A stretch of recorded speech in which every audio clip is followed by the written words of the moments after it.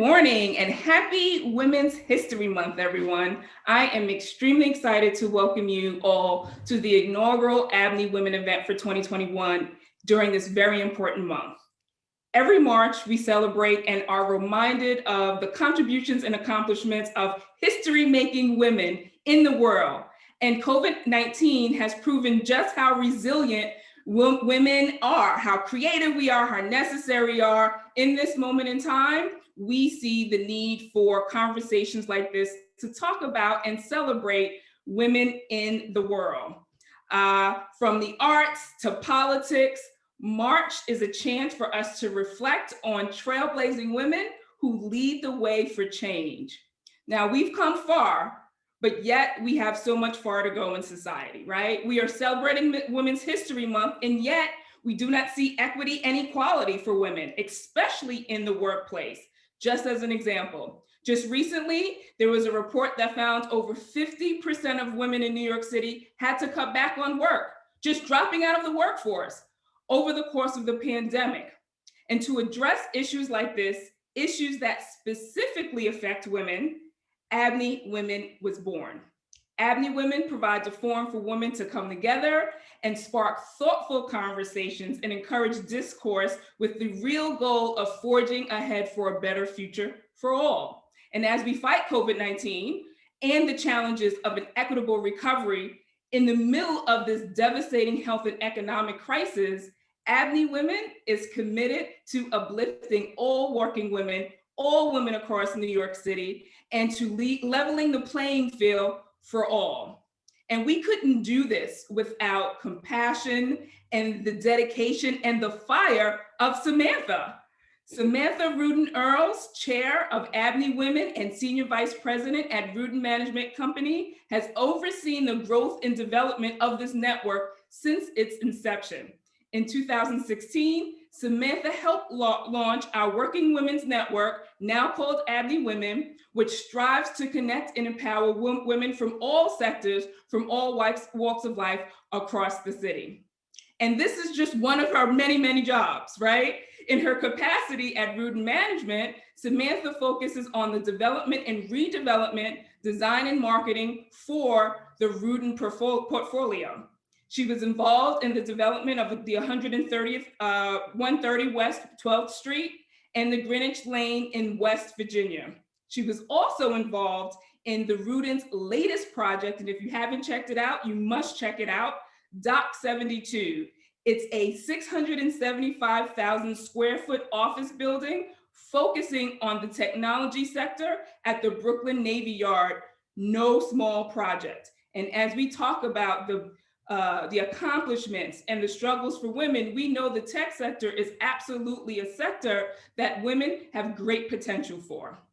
So, however, for those who don't know Samantha, and for those who do know her, you know her passion for New York City and all that makes New York City great. She is a true champion for our city. Samantha is a proud New Yorker, a graduate of New York University's Tisch School of the Arts. She's married to David Earls and have a daughter, Elle Rudin Earls, all proud New Yorkers. And with that, I turn today's program over to you, Sam. Thank you, Melva. Thank you so much. That was amazing. And good morning. And on behalf of the ABNY Women team, I want to welcome everyone to the first ABNY Women event of 2021. We thank you for joining today, and we are eager to hold this important conversation about the impact of COVID-19 on the women of New York City. Before I welcome our esteemed panelists and moderator, I want to take a moment to highlight the one-year anniversary of COVID-19's impact on the lives of New Yorkers, Americans, and all of those across the world. As we all know, these times have truly been unprecedented, and we have all had to face challenges that we never could have imagined. As I look back, I think of the female doctors, nurses, and medical professionals who have bravely stood on the front lines, leaving their families to fight selflessly and heroically to save the lives of the most vulnerable. I think of the women who steadfastly stood behind the checkout and pharmacy counters, feeding and supplying vital medicine, and of the courageous woman who delivered mail and packages without fail. I think of the women who were stripped of their jobs and of the single mothers who deemed essential found their way to work no matter the deterrence to fulfill their duties. I think of the countless other women who stepped forward in ways they never could have dreamed to ensure that their children were fed, clothed, and educated as they balanced their myriad of other responsibilities. The sacrifices, sleepless nights, isolation, and scars, both physical and psychological, of this last year are unending. And while the acts of heroism are too many to count, the reality is that women who have been disproportionately affected by the COVID-19 crisis were already at a disadvantage to their male counterparts pre-pandemic. ABNY Women was started in 2016 because a group of women gathered and began sharing the issues they were facing and found that the simple act of coming together, sharing circumstances, and listening to other women trailblazers could have a positive effect. But the stakes have changed, and the ways in which we previously tackled problems needs updating. However, the trials women have endured throughout history are not new. In fact, women have proven time and time again that when faced with the highest hurdles, they rise, they survive, they soar, and they can even thrive. So as we mark Women's History Month and look back at all the women who have paved the way before, we think of Harriet Tubman, Susan B. Anthony, Eleanor Roosevelt, Ruth Bader Ginsburg, Hillary Clinton, Sonia Sotomayor, and the many others. We are fueled by the knowledge that as women, there is no challenge too great or obstacle too big when a woman decides she is going to overcome it. After all, in the midst of the hardships of 2020, we elected the first female vice president who is also of Black and Asian descent in America's history, Kamala Harris.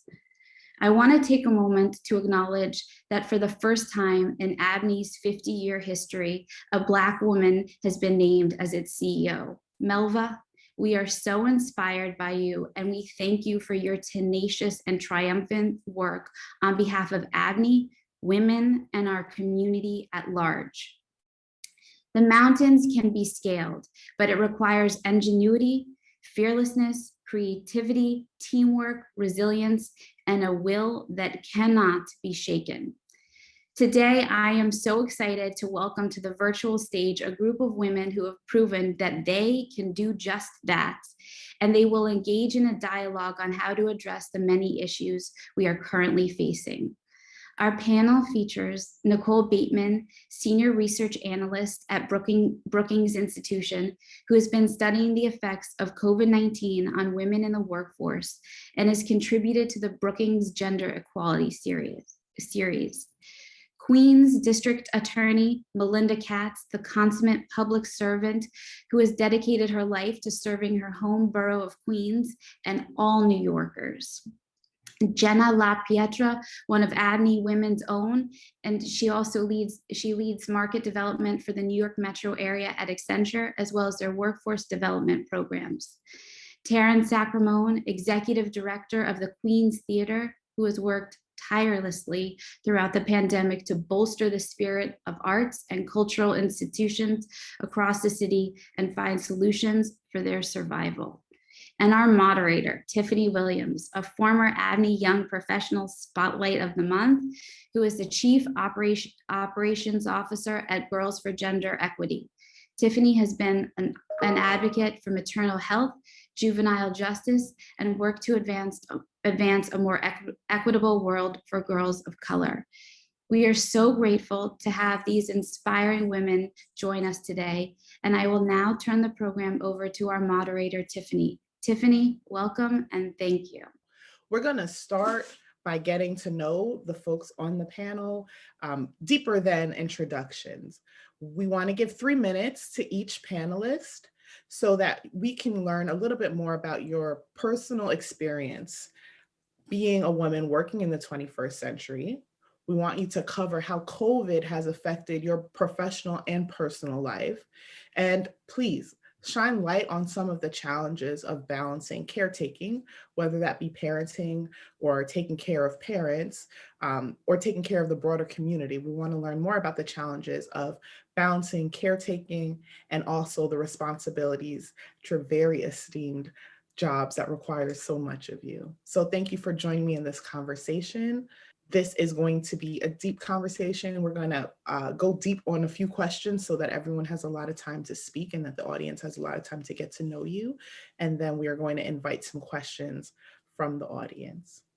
Thank you. I'm so glad to be here. I'm already really emotional after Samantha's introduction. It's so nice to create this space. I grew up in suburban Ohio and went to Kenyon College, got a degree in political science, studied theater, moved to New York not knowing what I wanted to do, got a series of jobs that were just enough to keep me in New York for a while, got fired from a literary agency, was a receptionist at a fashion design place, had a whole mix of experiences, but it kept me in New York long enough to find a job at the Social Science Research Council, and then eventually a few years later figuring out what I wanted to do, which was combine my love of culture and some of the things that I picked up around nonprofit management and writing and things like that, and run a theater company. The Story of Queens made it come together. I wanted to do that specifically in Queens. That's what made it come together for me. I thought this is such a vibrant, incredible, diverse community and a place that should have a really thriving theatrical community. Astoria also made my personal life come together because I married the owner of my favorite Astoria restaurant. I ate there 3 times a week for 6 years, and then he asked me out. So I'm married to Domenico Sacramone from Saks Place. We have 2 children, a 9-year-old boy with ADHD and a 4-year-old daughter.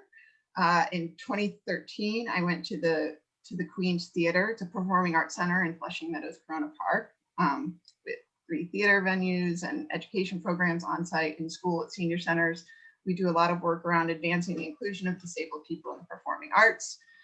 Queens Theater is one of 8 members of the chair of the Cultural Institutions Group, which are 32 cultural institutions across the city. 8 of them are in Queens. 6 of the 8, I was just thinking, are led by women. I, in the last year, have been working closely. I can speak about it later, but I started a daily call of cultural leaders March 10th of last year to come together and talk about the challenges that we were all facing as COVID was coming to New York. It started with the 34 members of the Cultural Institutions Group, and by the end of that week, additional cultural organizations had joined. Now the list is over 1,000. I co-lead it with Lucy Sexton from New Yorkers for Culture and Arts and Sade Lithcott from National Black Theater. As you were bringing it up, work-life balance and things like that, we're seeing like kids in and out of frames, and these calls, we've had hundreds of these calls now, but the reality of everybody's life is very evident there. And it's been challenging, as you were saying, balance. I got a text message the other night from a friend of mine, another executive director, who said, I don't know how you're doing this and you have kids. And I took a screenshot of a Post-it note that my daughter's teacher had sent home that said, please give your daughter water. And I said, clearly I'm not managing to do it all. It's a tricky thing to be trying to keep up with it all the time. So much of what you said resonates with everyone on the panel. I'm sure everyone in the office, in the Zoom. And particularly hearing the Queen story is a perfect segue to our next panelist introduction, DA of Queens, Melinda Katz. Good morning, everyone. And let me thank Ms. Earls and Sam and Melva Miller. Melva, I want you to know that my son looked at the Zoom and said, "Oh, it's the vice president." I've had the honor of working with Ms. Miller for many years, and ABNY could not have made a better choice. And so thank you to everybody at ABNY. So look, my story is, I think, an interesting one to some. For me, it's just my life. I'm a product of the public school system. I went to Hillcrest High School, UMass, then I ended up at St. John's Law School. I was brought up by a single dad and 3 brothers, 3 older brothers. The younger of 4 children, which gives me an interesting perspective, right? My mother passed away by the time I was 3. And so my father was left with a 15, a 13, and an 8-year-old and a 3-year-old girl. And so I grew up in that world of really all men. And then, I grew up to be in a profession that was mostly male. I am 55 years old, a little older than some of the panelists, maybe, I don't know, I don't want to presume. But I grew up in a law firm. I went to law school. I went to a huge law firm, and that's where pantsuits were frowned upon. When I started in law, pantsuits still were not worn in the courts by women. It was an interesting dynamic. I was told a few times, pantsuits is just like us wearing blue jeans and a blazer, things of that nature. I went to the assembly floor in 1994. 15% of the assembly were female. I was still wearing my pantsuits, just FYI. It was an unusual aspect, but 15% of us were there. And as I went through my career, we faced different dynamics. I always say, women are like, a bag of tea, right? You never know how hot you never know what they can do, you never know how strong they can be until they're in hot water. And I think that COVID has proven that. So here I am as the district attorney. I've replaced 2 of sort of the people that I idolized as children, right? As a child. I replaced Claire Schulman as borough president. I replaced Dick Brown as district attorney. I am a single mom. I'm raising 2 children. They are 9 and 12. And so, I became the DA, which was the first female district attorney ever in the borough of Queens County. And I will tell you, just as a woman, the amazing questions that people asked as I was running for district attorney as a mom, right? I literally had folks say, hey, why are you doing that to your children? You're going to be with murder suspects and you're going to be going to sites and scenes. You're going to be talking about all this stuff in the house. You never know what can happen as a district attorney. And, the idea that men don't think of their children also was amazing to me. Of course, they think of their children also when they're fathers. I was raised by a father. I know how much fathers think of their kids. But the fact that this was a question I had to answer, I thought was amazing. When I was running for city controller as a single mom, people would say to me, well, I don't know how you're going to do this. I mean, you're going to be able to run a controller's office with thousands of employees and raise 2 children. I don't know how someone can do that. Meanwhile, there are single fathers everywhere. And so I think that, we face different dynamics. I think it's getting better. I think that, there are percentages of women in office and it has increased. And I think it's getting a little better, but you still face similar things. You still walk into a room and a lot of them are men and you're still outnumbered and you see another woman across the room and all of us have been there and you're like, oh, let me talk to her. But I think raising children during COVID and being a professional, I've made a lot of the toughest decisions I've made over making French toast, right? And there's no woman on this call and no parent. Let me just say, there's no parent also, but that doesn't know what it's like to be carrying a load of laundry, cooking a meal, being on a Zoom, and having your 9-year-old say to you, "Can I have a glass of water?"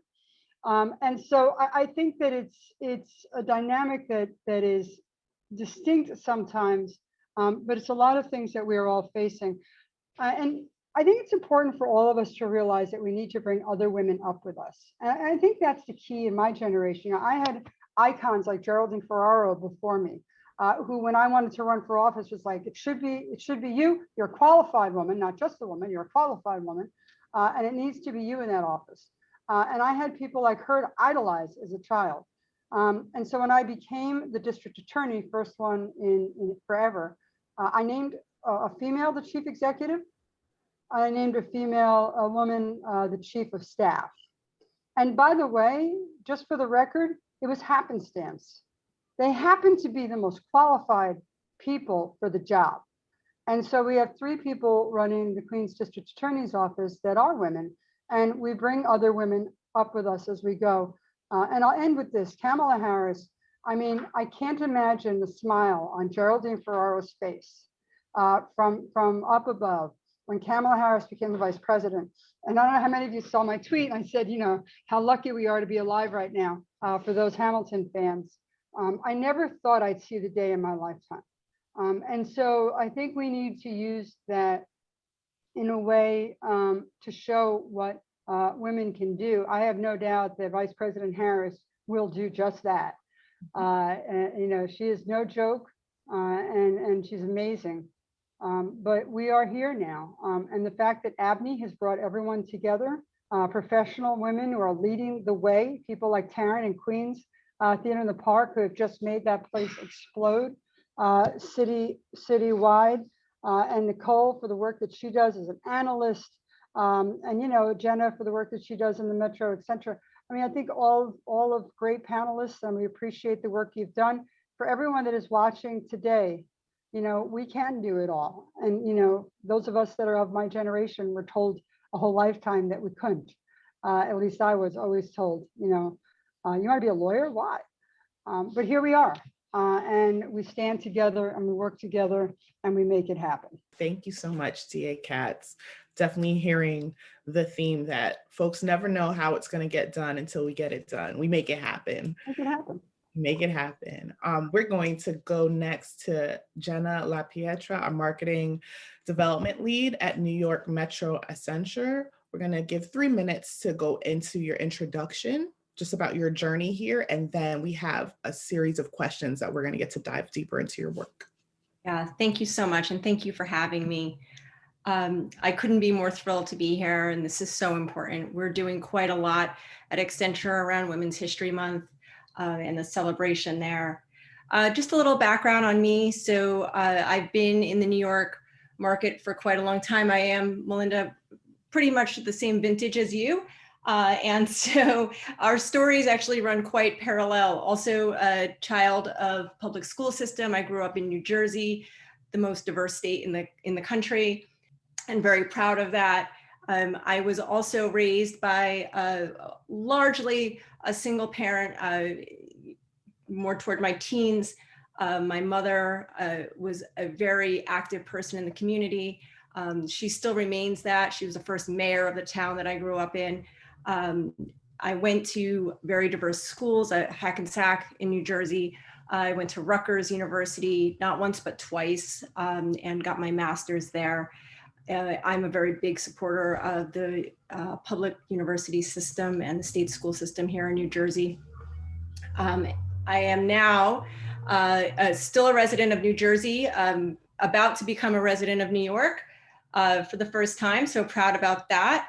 I have had a very, I would say, a very non-linear career and life as an adult. I've done everything from volunteer on a trail crew in Alaska for a summer to work on the World Trade Center post 9/11, where I worked for the Port Authority as an urban planner, which I'm very proud of. And I ended up at Accenture about 12 years ago.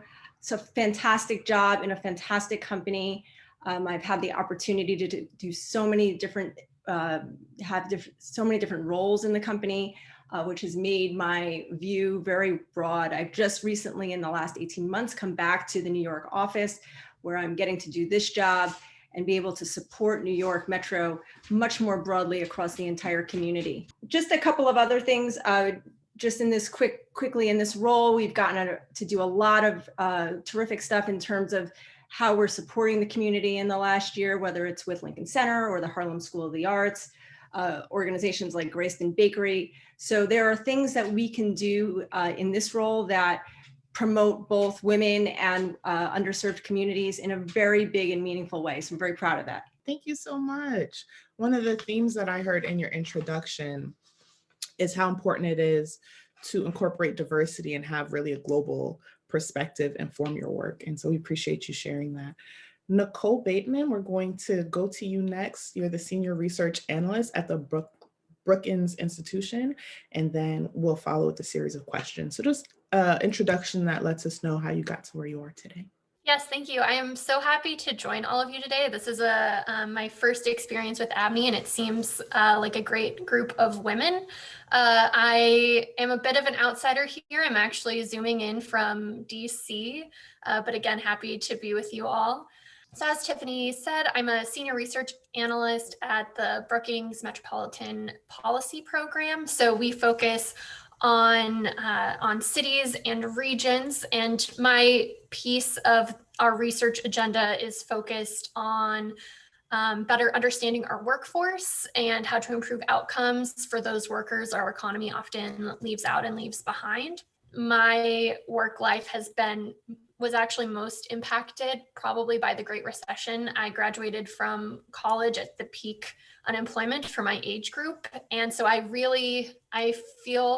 feel for all of our young people graduating from college right now. That's a really hard time. But I was lucky enough coming out of college to get a very entry-level job at the League of Conservation Voters, where I worked mostly with their state capacity building team. So helping state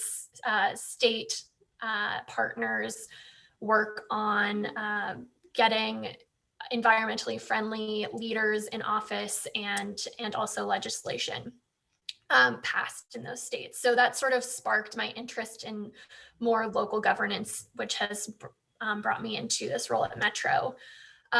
So after working for a few years, I went back to school at the University of Washington and got my master's in public administration and joined Brookings immediately after that.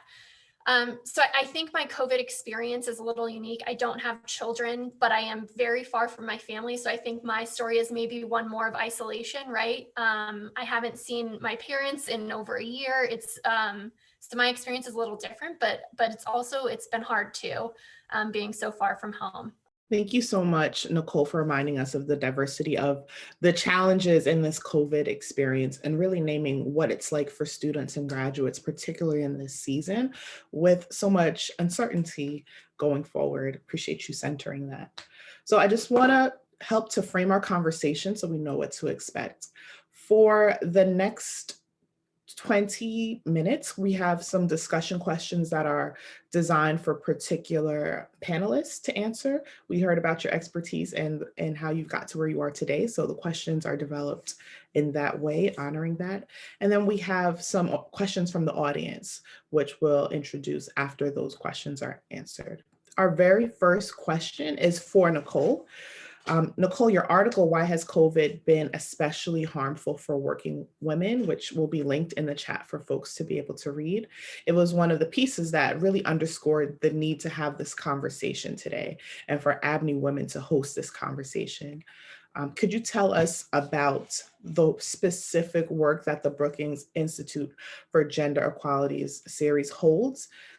Yeah, so I think we can all agree that 2020 was a pretty notable year, the pandemic being only one of those reasons. But it also coincided with the 100th anniversary of the 19th Amendment, which gave women the right to vote. Of course, in practice, the 19th Amendment did not really confer universal voting rights, and the vote of Black women and other women of color continued to be suppressed after its passing. And in fact, I think we're still trying to work towards universal suffrage in the United States. Even so, Brookings felt that it was an important moment to sort of acknowledge the milestone of the 19th Amendment and reflect on the last 100 years and how gender equality has evolved over that time and what barriers continue to exist. So that is where this piece comes in, Tiffany, that you mentioned. Why has COVID been especially harmful for working women? So that series includes a range of articles based on the expertise of the author. I encourage everyone to check it out. But the point of the essay that I wrote specifically was to draw attention to the disproportionate harm women were bearing during this crisis, but also emphasize that COVID has been hard on women because the pre-pandemic economy was hard on women. So that's really the angle that my work has taken. Absolutely. And I have a follow-up question. You, in your article, emphasize that it's time for American societal systems to better reflect the needs of working women. So that addresses, as you said, what existed even before COVID blew the lid off of all these inequities. Can you talk more about the disconnects in education and childcare? It seems like we're getting it wrong in all of the ways, from the cost of services to the times the service is taking place. Yeah, I think you're absolutely right, Tiffany. Our systems just weren't really created the way that we currently interact with our economy, right?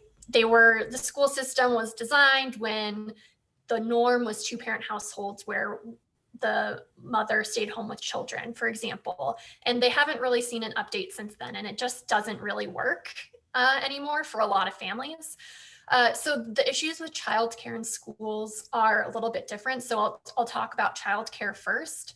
Very simply, there just aren't enough affordable and accessible spots for childcare across the country. This is a problem in every state. It's not unique to one area.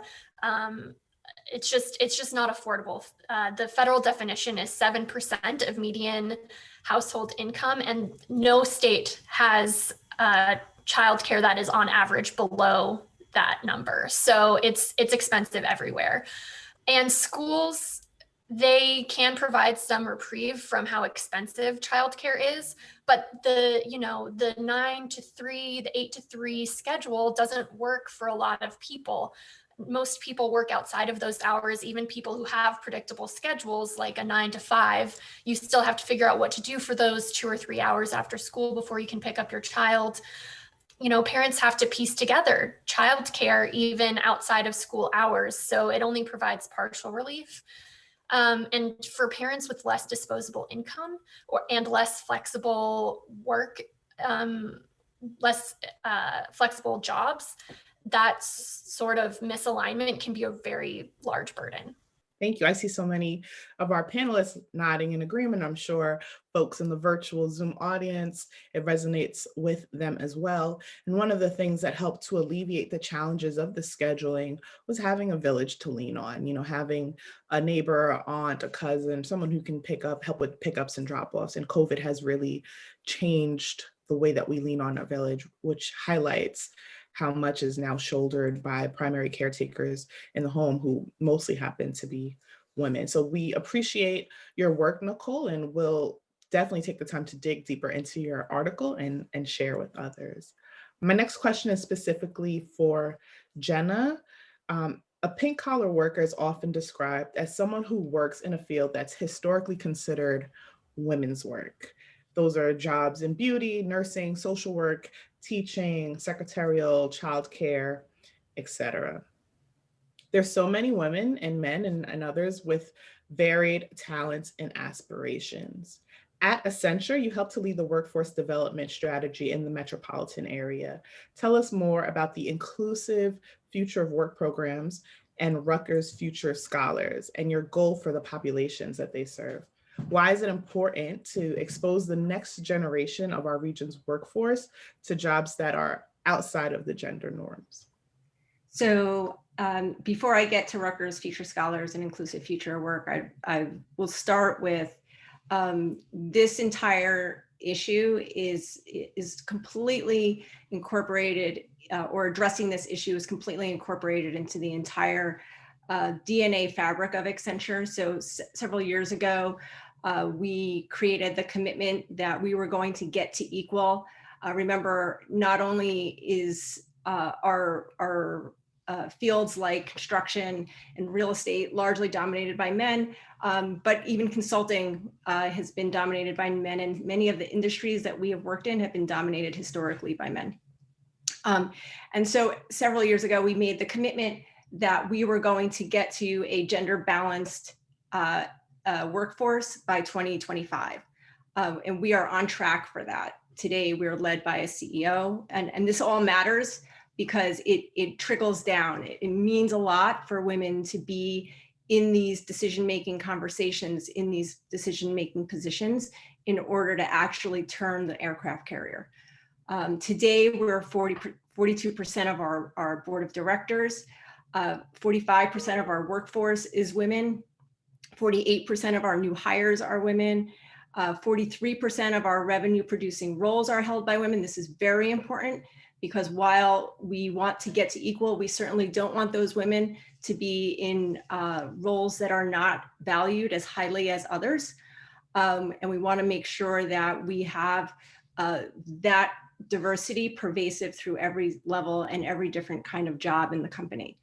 So with this as our example, right, as we're leading this way, we believe that we can make a very big impact on the workforce.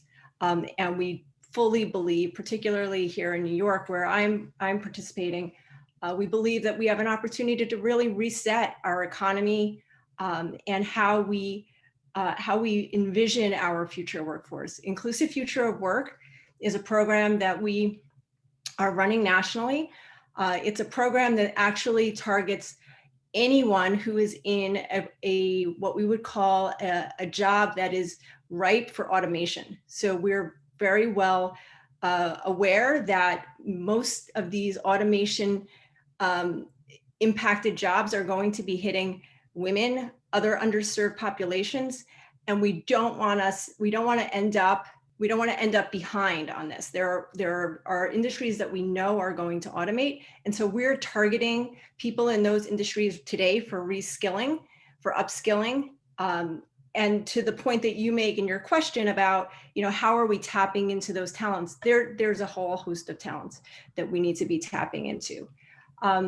The entire theme of our corporate citizenship is skills to succeed. So Accenture has been 100% focused on this for quite a while. And so all of what we do targets specific communities, targets specific populations, all around this idea that we are going to change the face of this workforce in steps, right? We can't change all of the human history that has led us to the point where we are in this unequal situation overnight or even over decades, but we have to create this pipeline. We know that there is systemic racism in this country, systemic sexism in this country, and these are the things that have held us back. Until we change that really systemically, we won't have the pipeline of people that we need to have ready to meet their full potential.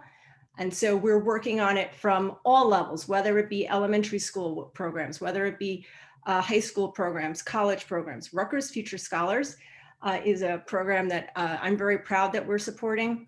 It's a program that actually targets underserved communities in underserved populations in 5 different cities in New Jersey, and support students from the 7th grade when they're entered into the program all the way through their graduation from college. Once they go through the pre-college program, if they get into Rutgers, they actually go to Rutgers for free. And it's a very big step in breaking the cycle of poverty. Many of these students are first generation college, almost all of them. Many are come from immigrant families, non-English speaking families. And so we believe that if we're not tapping into all of these communities and giving everyone the opportunity to fully explore their potential, we're leaving money on the table as an economy, as a society, and until we're able to fully tap that resource, we're going to be behind, right? And I think no one would disagree that the economy that we had going before COVID was built on what I would call sort of a shaky foundation, given that we had these very this very big income gap and this very these very underserved communities that have become, their vulnerability has become very clear to us. Today, I think we have a great opportunity to equal out the playing field and to give all of our New Yorkers and our New York metropolitan members a real shot at being part of this, what will be a very strong economy. Thank you so much, Jenna. I'm looking forward to the future economy that is inclusive, where the wins are not so different. And so we just looked at Equal Pay Day yesterday, and it's so deep into the year. And so that really resonates. another major issue for women that existed prior to the pandemic, but definitely was magnified and intensified during COVID-19 are around the precautions and restrictions that women are experiencing, and also domestic violence that women are experiencing. So DA Katz, you've seen firsthand the dangers that many women face. What did your office, along with New York City and New York State, do to address women in jeopardy during this uncertain time? Could you tell us about some policies in place for the future and organizations that you're working with on the ground? I appreciate it, Tiffany. Thank you. And I know this is supposed to be a little more of a discussion also, so if you don't mind, Nicole, I love hearing about your article, and I can't wait to read it. I actually did not read it. One of the things is you were talking about the village and the differences also is it would be really fascinating for me to learn what it's like now as opposed to 50 years ago when women are having babies older, right? And so the aunts and uncles and grandparents aren't there. And I guess I'm a little selfish in that, right? So I had my first baby at 43. And so there wasn't this village involved, and it'd be fascinating to see a perspective, we could do it offline, of how we think that trajectory works, when it comes to how we're raising our children now at an older age sometimes. And I don't know if it's true or not, but I know that a lot of, at least colleagues of mine and friends of mine, wait a few more years now than we did 50 years ago or 100 years ago. And so that dynamic has to shift in somehow. It's interesting. Anyway, I'm sorry, Tiffany. Yes, domestic violence was a true problem during COVID. One of the biggest problems was that it was underreported. We know it was underreported because people who were victims could not get out of their homes. We actually had one case where a woman was abused because she went out in the height of COVID, came back, and the abuser wanted to know where she was. How could she be anywhere since everything was closed? Stores were closed, restaurants were closed. She couldn't have been meeting her friends because nobody was getting together, things of that nature. There is also no way, or very few ways, for people to report. So if they email, a lot of abusers check phones and check computer emails of those that they abuse. They also listen to the conversations because they're in the same household. So during the quarantine, we knew that they was underreported. We developed here a hotline, 286-4410 for anybody that might need it, 718-286-4410. We made that a 24/7 hotline. And because we know that a lot of victims don't automatically want to press charges, but many times need services almost immediately, you could call that number and you can ask either for services like Safe Horizons, or you can ask to speak to an assistant district attorney in order to talk about charges. But we have a system in place where if you need to get out, we can get you out. We also created different innovative ways of reaching people that we knew were abused. We have a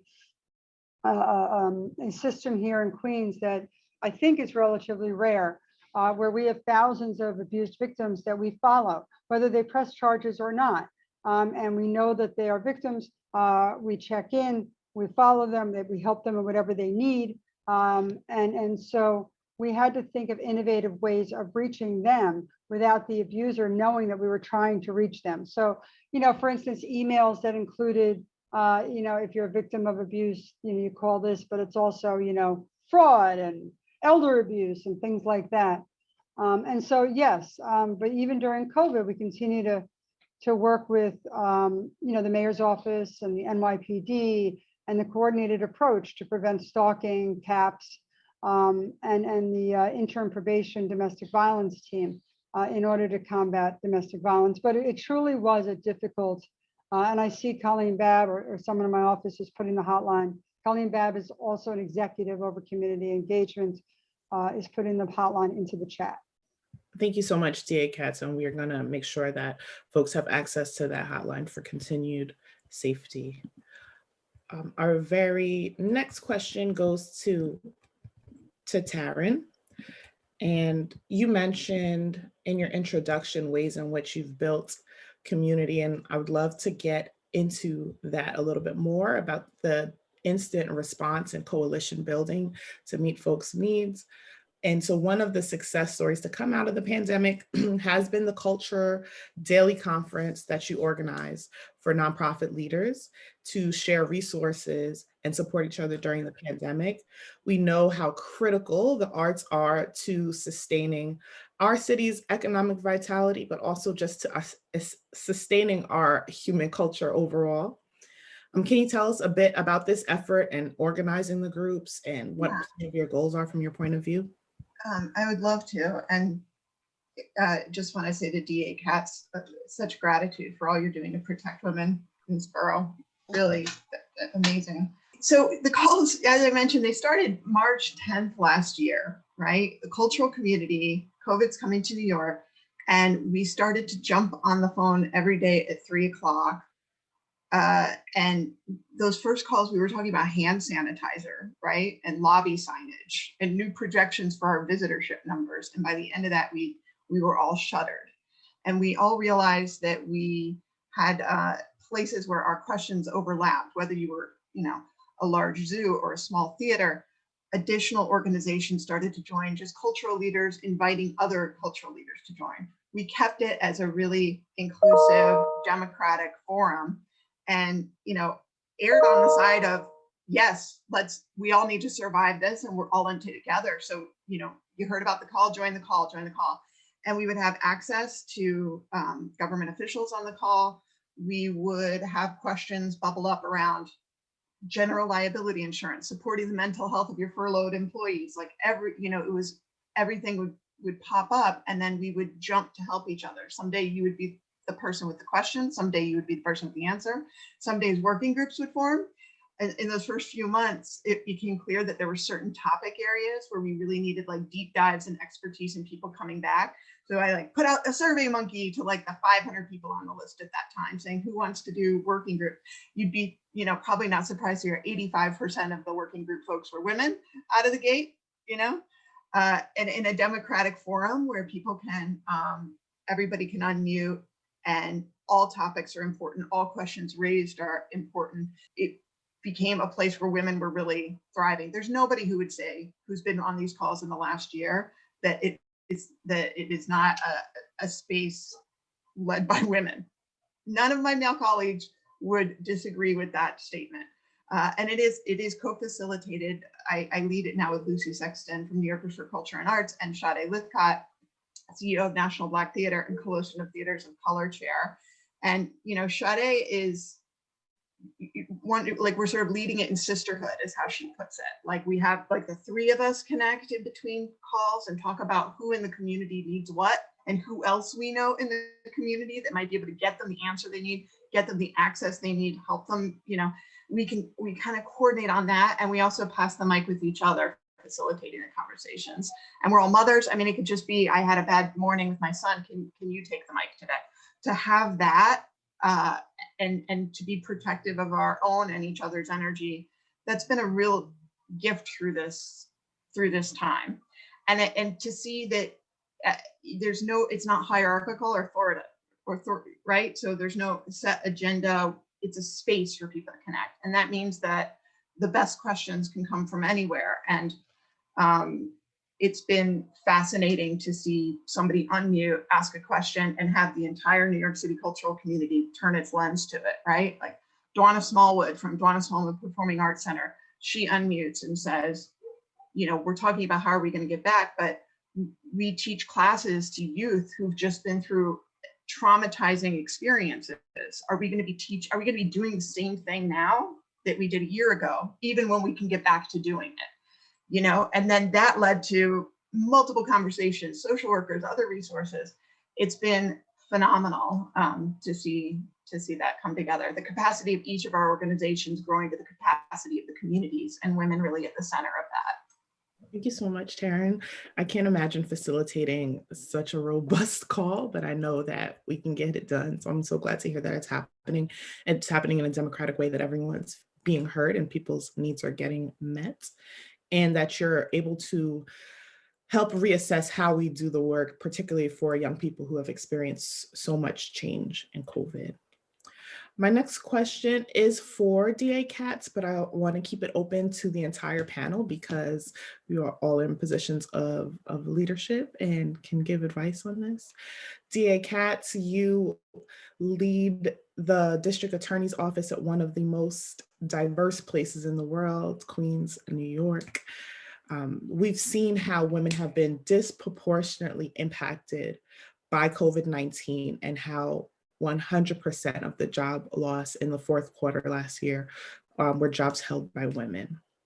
We know that even deeper than that, women of color, Black women, Latina women are systematically kept out of some of the legislation and policy change and bailout options for labor divisions. What do you see as a path forward towards equitable wage recovery for all women, with a focus on the losses that women of color are disproportionately facing? This is for DA Katz and for everyone on the panel.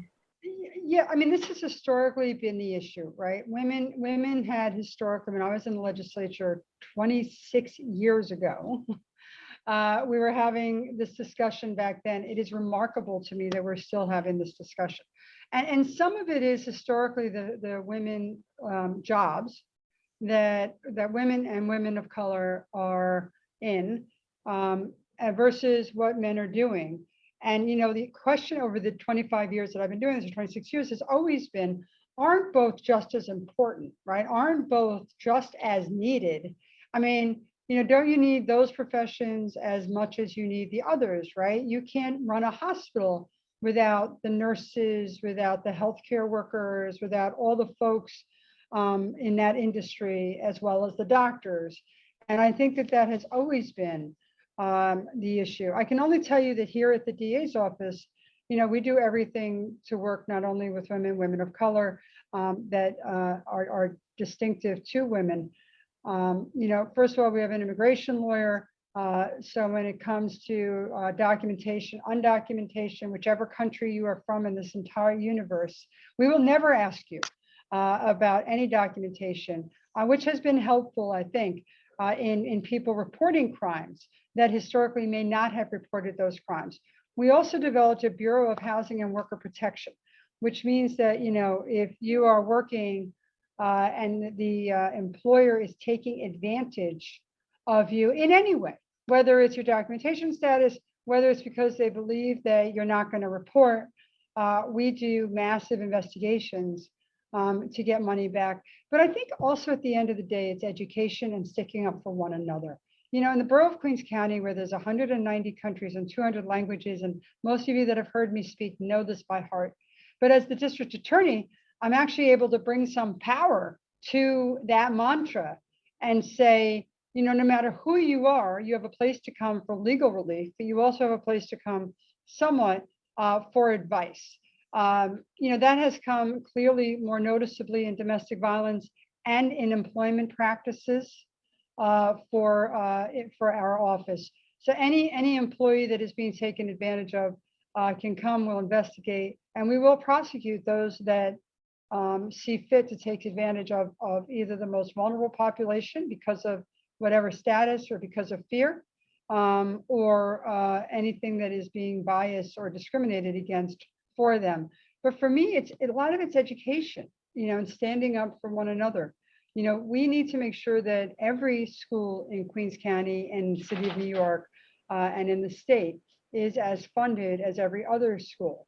And we find that to be a disparity in communities of color and in communities that are underserved. And education is really one of the key factors to lifting other people up. Thank you so much, DA Katz. It's definitely education and the advocacy and equity that your office brings by making sure that employment practices, overtime, minimum wage standards, all of those standards are met. So it's great to hear that folks are served without a need for documentation by your office, and that your email is in the chat. And now the Housing and Worker Protection Helpline is also in the chat. So please share it forward. We've had a bountiful and robust conversation, and we didn't even get into all the questions that audience had. And so that means that, Melva, we need to do this again, or we need to continue this conversation in this series. But before we get to the end, I would really love to hear from all the panelists, something like a closing thought, something that folks will remember going forward, about a behavior that you've implemented during the pandemic that has impacted your fulfillment the most. So something that has helped you navigate, we're now on a year through this challenging pandemic, a behavior, a practice that has helped to maintain your fulfillment. And we apologize for the questions that we didn't get to in the audience, but that just lets us know that we need to have more of these conversations. Well, I've instituted a morning and an evening, right? I mean, because quite honestly, it's so easy to say, well, I'm home, I'll do 500 Zooms. I think that whether you have, and I know some of this was surrounded by having kids, whether you have children or whether you don't have children, it doesn't matter. You still need to have some sort of structure in the world. I find that COVID has managed to, with at least my experience with other people, there's no structure. People are like, oh, it's 10 o'clock at night, you want to get on a Zoom? No, I don't. I really don't want to get on a Zoom. But if I have to, I will. But at the end of the day, my job as the district attorney is 24 hours, 7 days a week. There is no doubt about that. But I do think that in the world of COVID, we've had to sort of structure our lives differently. I mean, I see it when I make my schedule. They're like, there's 5 Zoom events. I'm like, yeah, it's Zoom, I could do it. And I do. But getting back into the real life and getting back in person is so important and crucial. I worry that this Zoom becomes more of our normal way of life. And I really wouldn't want that. But I thank ABNY for this breakfast. I thank you for your amazing panelists. Tiffany, it's always good to see you. Ms. Miller, I know that I'll see you soon in the neighborhood. Thank you, in Queens. I can build on that. I have Zoom-free Fridays. Zoom-free Fridays. Just don't look at a screen. And I also am on a lot of text change with different circles of women, right? Like my best childhood girlfriends, or like the women in my family, and then the women who I lead the calls with, women from and it's like the fact that I can check in on good days and bad. It feels like literally like someone's holding your hand as you make your way through the world, to have that easy access to the people in your life. I think for me, the thing that I've been, I don't know that I've been doing it very well, but I'm trying, is to just be forgiving of myself, right? Like we all need to understand that this time is hard for everyone, including ourselves, and just as much empathy as we're extending to others, we need to extend that empathy to ourselves if we're maybe not as productive as we would like, or feel like we're missing out on something. So I think that for me, has been the thing that I've been working on most this year, just to find some peace. So I've done 2 things. I took up a new sport. So I started rowing. It was available last summer to actually do in person, and I learned it early in the summer and kept with it. Actually have gotten to compete and kept up with it all winter. Looking forward to getting back on the water. So that was a great release. Also very social in a time when we really couldn't be social. So I have a whole new community of friends there. I also have gotten involved. I was one of the people who wasn't terribly worried for myself and started volunteering in a food bank early on. Also, I'm a big animal rescue advocate. And so I started, all these people who were talking about not being able to adopt a dog, I started doing applications and reviewing applications for animals rescue. So it was another thing that I could do at home, totally different from work. If you're going to sit on the screen all day long, that was a great thing to be able to do, and to find some forever homes for shelter pets. So those are some of my things. Super inspiring. I could just start one of those and hit the row machine and join you. Thank you all so much for your insight, your wisdom, and for sharing the personal and professional balance of how you've been maintaining this pandemic. I appreciate everything that you've offered, and I'm sure our audience does as well. Before we close out this event, I would like to welcome back Sam to the screen to give us our final message and close out. So thank you to all the panelists. It's been a real treat to be here with you. Yes, thank you all so much. And I think as Tiffany mentioned, clearly we need more time, because I personally, and I think I'm not alone, could listen to you all talk for hours, and to see you all share your experiences and wisdom, but also interconnect. Again, the goal is to be in person and to uplift each other together, and to watch you come together through the screen as we claw our way back. Everything you do here makes a difference and helps each other move forward. So on behalf of the whole ABNY team, ABNY Women, we thank you all, and we look forward to more discussions that we will carve out longer time, because we women, we got this. So thank you all so much, and everyone stay safe, and thank you. Thanks, Tiffany. Great job. Thank you, everyone.